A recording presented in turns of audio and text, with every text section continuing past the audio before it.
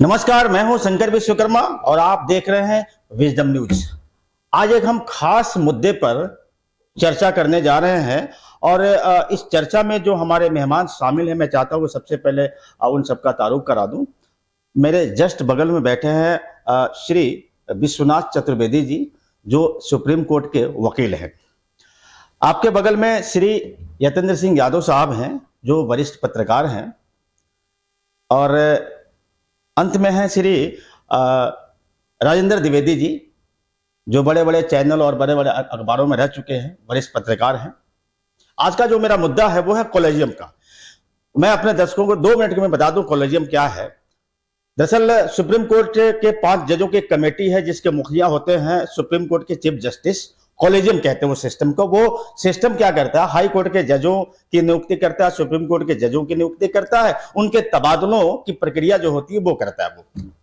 इसको लेकर के पिछले 1.5-2 महीने के अंदर हमारे देश के कानून मंत्री किरेन रिजिजू, मतलब पहली बार देश का कानून मंत्री 2 बार इसको लेकर के अपना बयान दे चुके हैं। वो कहते हैं कि यह व्यवस्था बड़ी अपारदर्शी है, देश की जनता जो है नाराज है। इसी को लेकर के हम आप अपने तीनों मेहमानों से इनकी राय जानेंगे। तो सबसे पहले वकील साहब, क्योंकि आप सुप्रीम कोर्ट के एडवोकेट हैं, कानून मंत्री किरेन रिजिजू साहब जो है पिछले 1.5 महीने में 2 बार कह चुके हैं कि कॉलेजियम की व्यवस्था जो है अपारदर्शी है। आप ये बताएं कि उनके उस बयान से आप कितना इत्तेफाक रखते हैं? नहीं, अपारदर्शी है। पारदर्शी व्यवस्था लाने का इनके पास अल्टरनेट व्यवस्था क्या है? अल्टरनेट कोई भी विकल्प व्यवस्था है कि वहां आरएसएस के कैडर को वो लाना चाहते हैं इसकी जगह? कॉलेजियम में बहुत सारी खामियां हैं। कॉलेजियम जब नाम रिकमेंड करता है, सरकार उसको इम्प्लीमेंट नहीं करती। भारत के चीफ जस्टिस कई बार इस चीज को वो खुले मंच पे प्रधानमंत्री के सामने कह चुके हैं। और फिर कॉलेजियम पे जब एक मरतबा सरकार इस तरह प्रपोजल लेके आई थी अरुण जेटली के टाइम पे, तो उसको रिजेक्ट किया था कि भारत में चारों खंबे, जो चारों पाए हैं लोकतंत्र के, वो एकदम इंडिपेंडेंट रहने चाहिए। इंडिपेंडेंट व्यवस्था, पारदर्शी व्यवस्था लाने के लिए उसमें सुधार की आवश्यकता जरूर है। लेकिन सरकार को मौजूदा दौर की जो इस तरीके की सरकारें, जातिवादी धर्म के नाम पे चुन के आने वाली सरकारें, अगर वो आएंगी तो भारत के संविधान की रक्षा कौन करेगा? ये गंभीर सवाल है। किरेन रिजिजू ने यह सवाल किस मंच पे उठाया है, यह भी क्वेश्चन मार्क है। उन्होंने संघ प्रमुख के सामने यह सवाल उठाया है।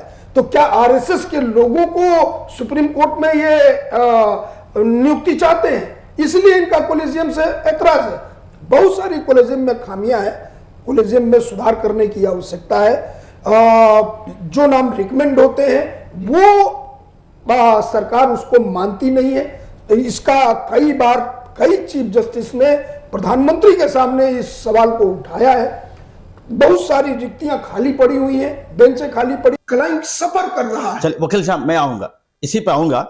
यादव साहब से मैं जानना चाहता हूं। यादव साहब, सरकार जो है पूर्ण बहुमत की सरकार है। रिजिजू साहब कानून मंत्री हैं और 2 बार ये बोल चुके हैं। इट मीन्स कि कहीं ना कहीं जो पार्टी के बड़े लोग हैं या प्रधानमंत्री हैं, उनका कहीं ना कहीं उनको इशारा मिला होगा, तभी बोल रहे हैं। तो मैं सवाल आपसे यह है कि जब उनकी बहुमत की सरकार, तो ऐसी व्यवस्था क्यों नहीं बनाते? सदन में इसको लेकर क्यों नहीं आते? क्यों नहीं कोई कानून बनाते? देखिए विश्वकर्मा जी, सरकार के अंदर बड़ी बेचैनी है और ये बेचैनी अब से नहीं है, ये बेचैनी पहले से है। सरकार तो चाहती है कि कॉलेजियम व्यवस्था समाप्त हो, क्योंकि सरकार ये चाहती है कि जितनी भी कार्यपालिका की जितनी भी जो शक्तियां हैं वो उन्हीं के हाथ में निहित रहें। अब जजों की व्यवस्था, अभी वकील साहब ने एक बात कही थी कि कॉलेजियम जो जजों को फाइनल करता है, इसमें एक बहुत बड़ी बात और भी है, कॉलेजियम में पारदर्शिता नहीं है। ये बात बिल्कुल सही है अपनी जगह। बंद कमरे में क्या फैसला होता है, सुप्रीम कोर्ट के बड़े से बड़े लॉयर्स को और बड़े से बड़े अधिवक्ताओं को, विद्वानों को जानकारी नहीं होती कि अंदर क्या तय हो रहा है, ठीक है ना। और नाम भेज दिए जाते हैं। सरकार कभी कभी जो है उन नामों पर ऐतराज उठाती है। उसके बाद ऐतराज के बावजूद भी जजेस की ये कॉलेजियम जो है अगर उन्हीं नामों को दोबारा भेज देती है तो सरकार की बाध्यता हो जाती है उसको मानना। तो मेरा कहने का मतलब है, जो आपने सवाल पूछा, कि सरकार के अंदर बेचैनी तो बहुत है। क्योंकि सरकार, अभी इन्होंने एक और बात कही कि सरकार की बेचैनी तो है, ये तो मैं मान रहा हूं, लेकिन अगर सरकार की बेचैनी को वजन दिया गया तो भाई वकील साहब कह रहे हैं कि उसमें आरएसएस के लोग भर जाएंगे, उसमें आरएसएस के लोग भर जाएंगे, ये एक अलग पहलू हो सकता है। लेकिन मैं आपको दर्शकों को यहां पर एक चीज और भी स्पष्ट कर देना चाहता हूं कि कॉलेजियम की कोई व्यवस्था संविधान में नहीं है। संविधान कॉलेजियम के बारे में कुछ नहीं कहता। यह सुप्रीम कोर्ट की अपने द्वारा तय की हुई एक व्यवस्था है जो चली आ रही है। अब सरकार इसका समय समय पर विरोध कर रही है, लेकिन सरकार सुप्रीम कोर्ट को नाराज भी नहीं करना चाहती है और सुप्रीम कोर्ट के नजदीक भी रहना चाहती है। इसलिए ये जो बात है ये कहलवाई जा रही है। रिजिजू साहब की इतनी हिम्मत नहीं कि रिजिजू साहब अकेले अपने दम पर 3 बार जो है इस तरीके की बात को उठा देंगे। मैं द्विवेदी साहब के पास आना चाहूंगा। द्विवेदी साहब, वकील साहब ने अभी ये कह दिया कि कॉलेजियम में आरएसएस की बात है, वो लाने की बात है। खैर, आपके विचार हैं। यादव साहब ने ये कहा कि सरकार बेचैन है।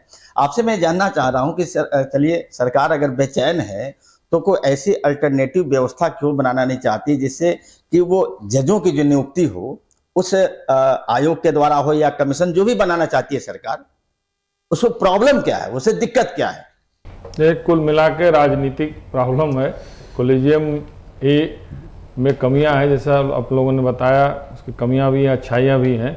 कुल मिला के जुडिशरी में जो स्थितियां आज की तारीख में हैं वो अपने आप में तमाम गंभीर सवाल जुडिशरी को लेकर उठाए जा रहे हैं। कानून मंत्री ने अगर जो बयान दिया है तो उनकी अपनी पीड़ा होगी, राजनीतिक कारण होंगे, लेकिन कुल मिला कर जो पूरी जुडिशरी सिस्टम है टॉप टू बॉटम, उसमें बहुत बड़े जो है संवैधानिक रूप से संशोधन करके उसकी प्रक्रिया, जो कॉलेजियम प्रक्रिया हो, चाहे जजेस की नियुक्ति हाई कोर्ट की नियुक्ति का रहा हो, चाहे लोअर कोर्ट में हो, एडवोकेट्स बनाए हों, पूरी जुडिशरी की रिफॉर्म की जरूरत है टॉप टू बॉटम। एक कॉलेजियम तो एक पार्ट है, जुडिशरी सुप्रीम कोर्ट में बैठते हैं, लेकिन पूरी जुडिशरी में रिफॉर्म की जरूरत है। और एक केसेस लगातार बढ़ते जा रहे हैं, करोड़ों की 7-8 करोड़ केसेस होते हैं लोअर कोर्ट से लेकर हाई कोर्ट में। तमाम ऐसे जो है बंदी हैं जिनके पेंडिंग पड़े हैं, जिनको सजा से ज्यादा, जिनको अगर उस केस में सजा हो जाए तो उससे ज्यादा सजा काट चुके हैं गरीबी के कारण। तो कॉलेजियम तो एक पार्ट है बड़े लोगों का कि कौन बनेगा कौन नहीं बनेगा। टोटल जुडिशरी रिफॉर्म की आवश्यकता है नीचे से लेकर ऊपर तक, और इसमें बगैर वाकई पारदर्शिता तरीके से करेंगे तो वहां पर पॉलिटिकल हस्तक्षेप खत्म होगा। जब पॉलिटिकल हस्तक्षेप करेंगे तो जुडिशरी फंक्शन अपने आप तेजी करेगी। और जो कानून मंत्री ने कहा है, निश्चित रूप से उनकी अपनी पीड़ा होगी, उनका अपना जजेस नियुक्ति में जैसे कई बार वापस हुए हैं, कुछ लोगों का कहा होगा। चाहे पहली कॉलेजियम ऐसा है या जुडिशरी ऐसा है जिसमें chief justice of India, Bharat सरकार के न्यायाधीश, वो खुद अपना उत्तराधिकारी तय करता है। ये अपने आप में एक ऐतिहासिक पहलू है। कुल मिला के मेरा अपना मानना है कॉलेजियम तो एक छोटा सा पार्ट है उसका, उससे सुप्रीम कोर्ट कितने केसेज आते हैं, वो तो एक सुप्रीम कोर्ट तो एक संवैधानिक बॉडी एक तरीके से संवैधानिक बॉडी का पार्ट है तमाम इशू, लेकिन टोटल जुडिशरी के रिफॉर्म की आवश्यकता है। कॉलेजियम तो एक पार्ट की बात। मैं यादव साहब आपके पास आऊंगा। वकील साहब, आपसे एक सवाल है। NJAC गठन करने की बात हो रही है, नेशनल जुडिशियल अपॉइंटमेंट्स कमीशन। अच्छा, विदेशों में भी सरकारें तय करती हैं जज किसको बनना है किसको नहीं बनना है। वकील होने के नाते क्या हम जो जिस कमीशन की बात हो रही है बनाने की, तो क्या उस कमीशन को बनाने में अगर सरकार चाह ले तो दिक्कत कहाँ आएगी, अड़चन कहाँ आएगी? देखिए, विदेशों में लोकतंत्र बहुत मजबूत है और 2014 के बाद भारत में जिस तरीके लोकतांत्रिक संस्थाएं धराशायी की गई हैं, उससे आम आदमी में दहशत का माहौल है। अब मीडिया पूरी तरीके आज खुदी मीडिया में तब्दील हो गई है। कल सुप्रीम कोर्ट होगा, मन चाहे फैसले कराएंगे। आज कॉलेजियम सिस्टम में यह है कि जो सीनियरिटी के आधार पे जो सीनियर जज होता है वो नेचुरल प्रक्रिया में चीफ जस्टिस के लिए प्रोसेस से जाता है। कॉलेजियम सिस्टम में बहुत सारी पारदर्शिता की जरूरत है। ओपन अच्छे एडवोकेट्स का चयन हो, उसके लिए अच्छी रिकमेंडेशन हाई कोर्ट के जजेस करें, वो एकदम पारदर्शी व्यवस्था हो। मेरी बात नहीं तो उसके मेरी कॉलेजियम सिस्टम, मैं वही कह रहा हूं, कॉलेजियम सिस्टम को मैं जस्टिफाई नहीं कर रहा हूं। कॉलेजियम सिस्टम में जो खामियां हैं उनके सुधार की जरूरत है। लेकिन अगर कोई इस तरीके का शासक आ गया कि मेरी विचारधारा के लोग ही केवल सुप्रीम कोर्ट में बैठेंगे, हाई कोर्टों में जाएंगे, तब क्या होगा? लोकतंत्र की स्थिति क्या होगी? आज जो पत्रकारों की स्थिति है। जी, मुझे एक सवाल मेरा भी है। कॉलेजियम सिस्टम में सुधार हो जाए या कॉलेजियम सिस्टम बदल दिया जाए, उससे क्या फर्क पड़ जाएगा? आम जनता को चाहे सुप्रीम कोर्ट की 5 जजों की कमेटी सो कॉल्ड कॉलेजियम वहां पर जज अपॉइंट करे या सरकार के द्वारा जज अपॉइंट किए जाएं, आम जनता को क्या लाभ है? राजेंद्र द्विवेदी जी ने जो बात कही उसकी गंभीरता को आप समझिए। हमको क्या फायदा है, आम जनता को क्या फायदा है? जज वो खुद तय करें कौन बनेगा या सरकार तय बने? जब तक जुडिशरी सिस्टम में जो है रिफॉर्म नहीं होंगे, जब तक ये न्याय प्रणाली में सुधारात्मक नहीं होंगे, आम जनता चाहे कॉलेजियम से जज रखे जाए चाहे जो सरकार के द्वारा तय करें, कोई फर्क पड़ने वाला नहीं है, बिल्कुल भी फर्क नहीं पड़। ये सत्ता की लड़ाई है और ये ताकत की लड़ाई है। सरकार चाहती है कि अधिकार उनके पास रहे और सुप्रीम कोर्ट चाहता है कि अधिकार उनके पास रहे जो है। अगर ये भी अधिकार सरकार के पास चला गया तो सुप्रीम कोर्ट के जज अपने आप को सरकार का गुलाम समझने लगेंगे, ऐसा कुछ उनका मानना होगा। तो मेरा कहना यह कि मैं राजेंद्र जी की बात से बिल्कुल सहमत हूं कि भाई कॉलेजियम के थ्रू अपॉइंट हो या सरकार के थ्रू अपॉइंट हो। मुझे आप ये बता दीजिए, जो है और भी विद्वान लोग बैठे, इससे मुझे क्या फर्क पड़ रहा है? जी द्विवेदी साहब, यादव साहब ने ये कहा कि जनता को क्या फायदा। यहाँ एक पीड़ा है बाकी वकीलों को और जजों को कि कॉलेजियम सिस्टम की वजह से उनके जो भाई भतीजा हैं, जो पुराने जजेज हैं, उन्हीं के बेटे पोते नाती वो जज बनते चले आते हैं। लगता है कि अलग से कोई कमीशन बन जाएगा तो शायद और जो लोग हैं जिनकी पीड़ा है वो भी शायद उसमें आ जाएंगे। बहरहाल, लेकिन सवाल अभी जवाब दिया यादव साहब ने कि जनता को क्या फायदा है। पहली बात कि कॉलेजियम सिस्टम के जगह अगर कोई आयोग बन जाता है जो जिसमें कहा गया कि उस आयोग में बाहरी 2 लोग रहेंगे, विद्वान लोग रहेंगे, इंटेलेक्चुअल क्लास के, विपक्ष का नेता भी रहेगा उसमें, सुप्रीम कोर्ट के चीफ जस्टिस भी रहेंगे उसमें, जो एनजेएसी बनाने की बात चल रही है। तो मैं ये कहना चाह रहा हूं कि अगर वो आयोग बन गया, जैसा कि आपने पहले कहा, बहुत ही सी बात की यादव साहब ने कहा कि उस आयोग के द्वारा जो जजेस आएंगे तो क्या जनता जो वर्षों से जो केसेस पेंडिंग है वो आयोग ऐसे जज नियुक्त करेगा और गारंटी देगा कि हम जिस जज को रखेंगे अब जनता की समस्याओं को सुना जाएगा और फैसला भी बहुत जल्दी आएगा। देखो, मेरा अपना मानना है, मुझे कॉलेजियम या किसी जज कौन नियुक्त होता है करने से कोई बहुत ज्यादा फर्क नहीं। मेरा अपना मानना है कि एक मेजर संवैधानिक संशोधन करने के साथ जितने केसेस हैं, केस के नेचर के हिसाब से टाइम बाउंड सीमा में जजेस को उस पर न्याय देना चाहिए। अगर 504, 506 का मुलजिम कोई जा रहा है, 147 जा रहा है, तो उसको टाइम बाउंड कर देना चाहिए कि 3 महीना 2 महीने का उसका बेल हो जाएगी। अगर नहीं होगा तो जज छूट जाएगा। जैसे उन्होंने पासपोर्ट से लेकर सारे जगह टाइम बाउंड कर दिया, इतने दिन में नहीं करोगे तो ये होगा, इतने दिन। तो ऐसे अगर कोई निर्दोष बंद हो गया है, कोई रिक्शा चालक किसी उसमें बंद हो गया, छोड़ गरीब आदमी, तो उसका अगर कोई जमानतदार नहीं, तो एक संवैधानिक संशोधन मेजर प्रक्रिया होनी चाहिए। मेरा जो अपना मानना है जुडिशरी रिफॉर्म में, और टाइम बाउंड जितने धाराएं हैं उसमें उसकी समय सीमा अगर 302 का है तो ठीक है, 302 का ठीक है, उसमें कोई गलत ना फांसी होने पाए। आप ले लो 10 साल ले लो, 5 साल ले लो, लेकिन छोटी छोटी धाराओं में 8-8, 10-10 साल से लोग पढ़े, ये कोई तरीका थोड़े। तो मेरा अपना मानना है टोटल जुडिशियल रिफॉर्म की आवश्यकता है और इसके लिए प्रधानमंत्री भी बहुमत है, लोकसभा, विधान, राज्यसभा में सब जगह है। तो जुडिशियल रिफॉर्म करें, तय कर दें कि भाई इतने जुडिशियल केसेस, अगर नीचे तबके का जो मजिस्ट्रेट इतना देखेगा, सीजीएम इतना देगा, डिस्ट्रिक्ट मजिस्ट्रेट इतना देखेगा, सबके केस हर जगह तो तय है कि भाई इतनी 100 फाइल निपटाएंगे। प्रधानमंत्री 24 घंटे काम करते हैं, उनकी सीमाएं, मुख्यमंत्री कहते हैं 24 घंटे काम करो, मंत्रियों से कहते हैं खुद। तो जुडिशरी में भी देखो, या प्रिविलेज देने की जरूरत नहीं, एक रिफॉर्म की जरूरत है जहां गरीब को न्याय मिले। वहां कौन बनता है, किसे बना, वो सब बड़े लोगों का मामला है। वहां भी जो भी आएगा, जो पैसे वाले, उनको कोई फर्क नहीं पड़ता। तो मेरा अपना मानना है, मैं कॉलेजियम कौन बनता है इससे मेरा इंटरेस्ट है कि एक जुडिशियल रिफॉर्म की बहुत बड़ी जरूरत है, इससे गरीब को न्याय मिले। ये मेरा अपना मानना है। वकील साहब, अभी द्विवेदी साहब की बातों को सुनने के बाद मुझे ऐसा लग रहा है कि जैसे एक बहुत पहले, मेरे ख्याल से 75-80 में कुछ चला था स्लोगन कि न्याय चला निर्धन से मिलने। आपने सुना हुआ, बेहतर वकील हैं आप। तो किरण रिजिजू साहब, यानी जो मूल समस्या है जुडिशरी की, न्याय समय से न मिलना, जिसका जिक्र यादव साहब ने भी किया, उन्होंने किया। तो इसका मतलब कि रिजिजू साहब जबरदस्ती कॉलेजियम को लेकर के जो मेन समस्या उसके बता रहे हैं, इसलिए वो निशाना साध रहे हैं। उनका एजेंडा न्याय देना नहीं है। सबसे बड़ी लिटिगेंट कौन है? कोर्ट में सरकार है। 90% मुकदमे किसके हैं? सरकार के हैं। सरकार समय पे अपना काउंटर नहीं दाखिल करती, समय पे अपना रिजॉइंडर नहीं दाखिल करती। हर समय जब भी कोर्ट में मैटर फाइनल आर्गुमेंट के लिए आएगा, डेट ले लेगी। उनको प्रिविलेज है, कोर्ट को डेट देना पड़ता है। कि वो साहब वो सिक्योरिटी के दस्तखत नहीं हुए, मुझे साहब अभी डायरेक्शन कोई सरकार से नहीं हुआ।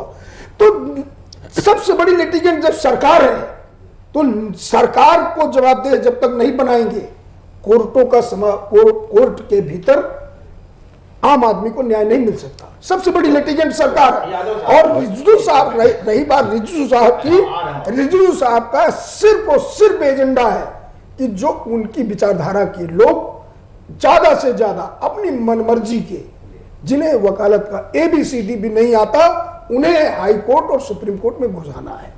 बेरोजगारी केवल खत्म करना उनका उद्देश्य है, न्याय व्यवस्था दुरुस्त करना है। तो सबसे पहले जब वो ये सवाल उठा रहे थे तो उन्हें पहले सरकार को जवाबदेह बनाना चाहिए था कि टाइम बाउंड आप काउंटर फाइल करोगे, चार्जशीट फाइल करोगे, रिजोइंडर फाइल करोगे, अगर आपने कोर्ट में डेट मांगी तो जुर्माना लगेगा।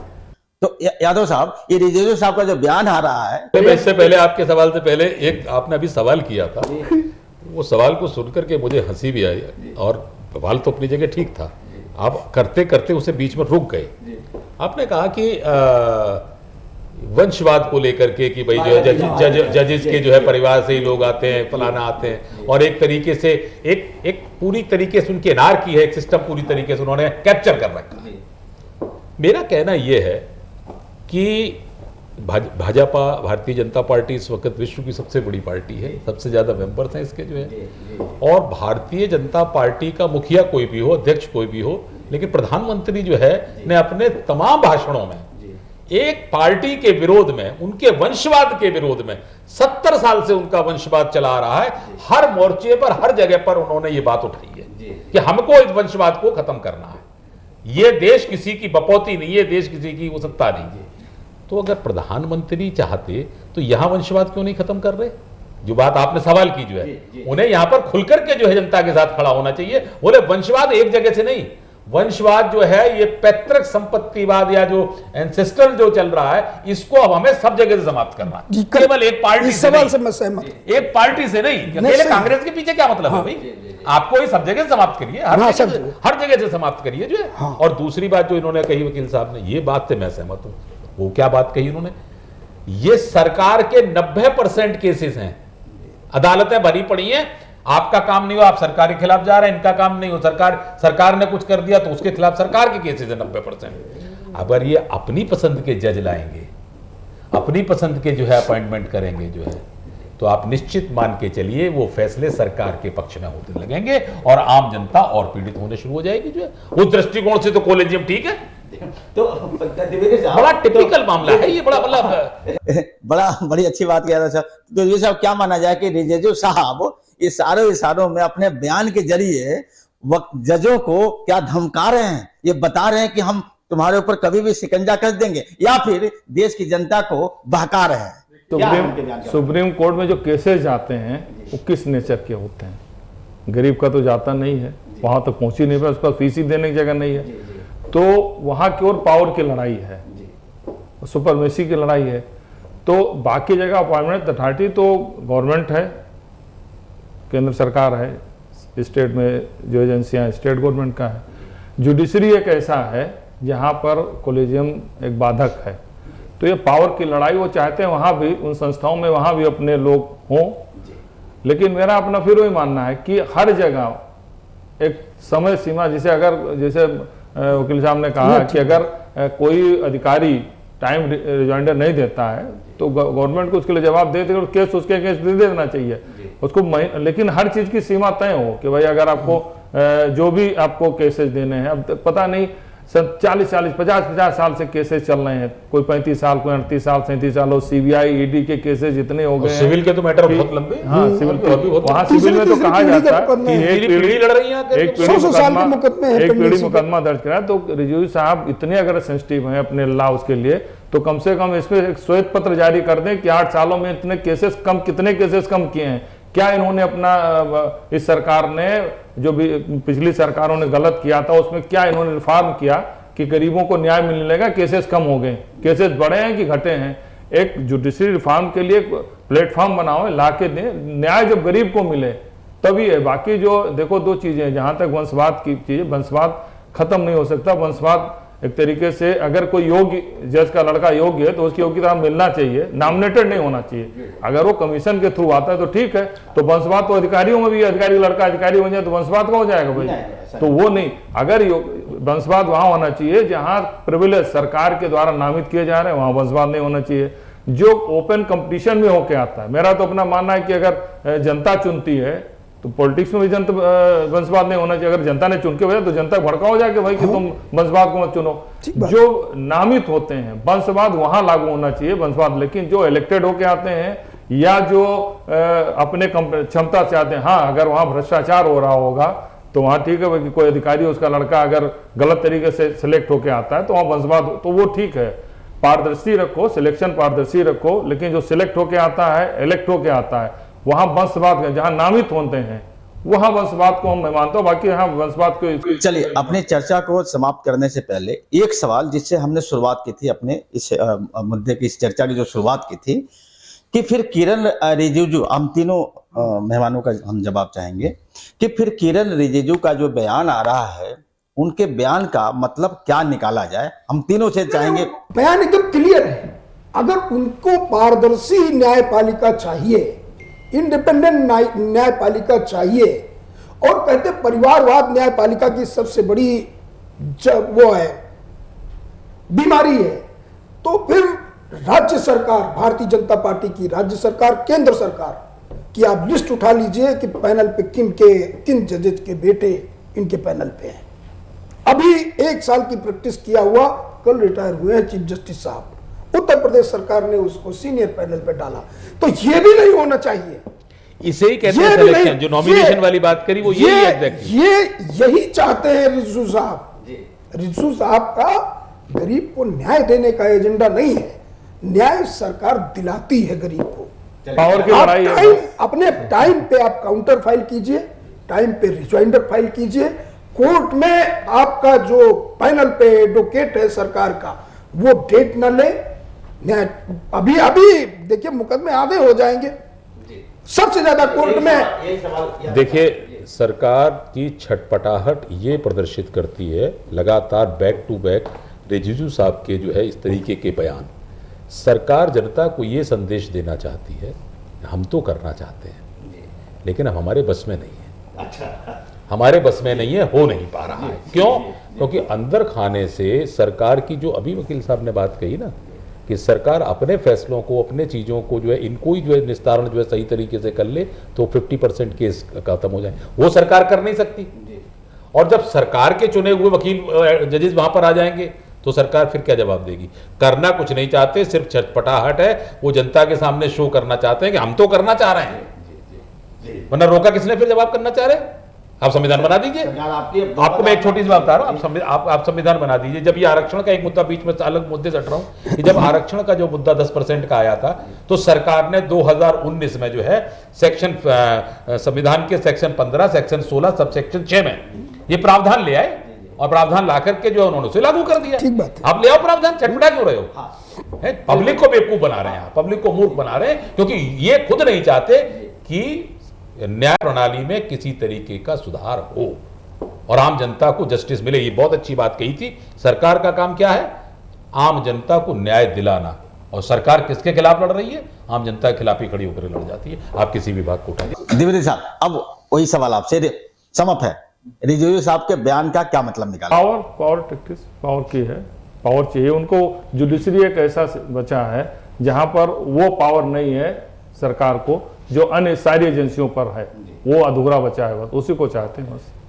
तो हमारी चर्चा का जो सारांश, जो सार निकल के आया, वो ये है कि अभी तमाम पार्टियां, जो विपक्ष की पार्टियां आरोप लगा रही हैं, और हमारे मेहमानों ने भी कहा कि तकरीबन सभी एजेंसियों पर सरकार का एक तरह से कब्जा हो गया है, और शायद उनकी मंशा ये है कि यह भी हमसे ना छूटी रहे, इस पर भी हमारा कब्जा हो जाए। ये हमारे मेहमानों का मानना है और विपक्षी पार्टियों का ऐसा आरोप है।